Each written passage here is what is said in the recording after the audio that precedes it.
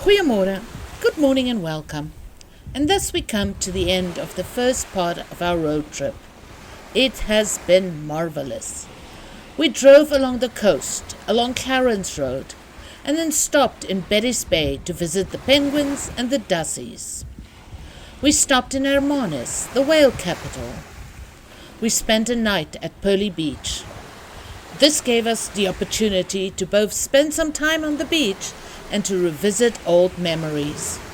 We detoured to Cape Agulhas, the southernmost tip of Africa, and in the process we travelled along coastal roads, along big roads, along small roads, and even some dirt roads.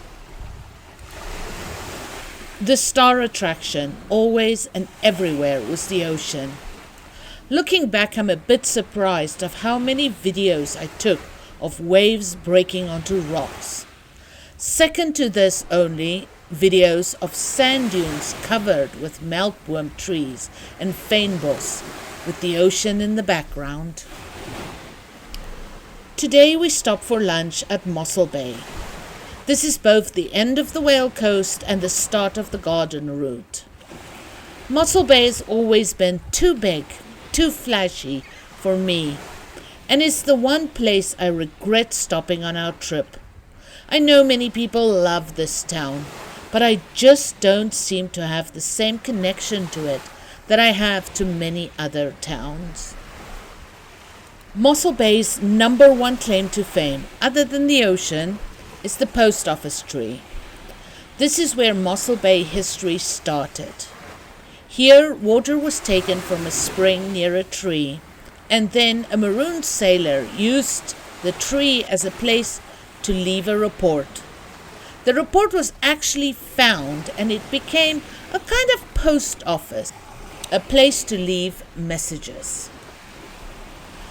Unfortunately, this is now a pay-to-see attraction.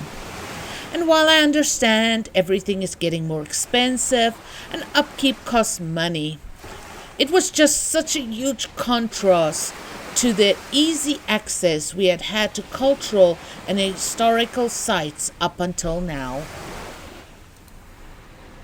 We parked at the old harbour, and this reminded me of why I dislike Mossel Bay. It feels cramped, closed in. We did have a nice meal at a little harbourside establishment. Super cool little barbecue place where they cook your food right there on the grill in the middle of the restaurant. It has the perfect, colourful, crazy, beachside aesthetic. The food was nothing special, but it was cheap, and it was another opportunity to indulge in some rooster cook.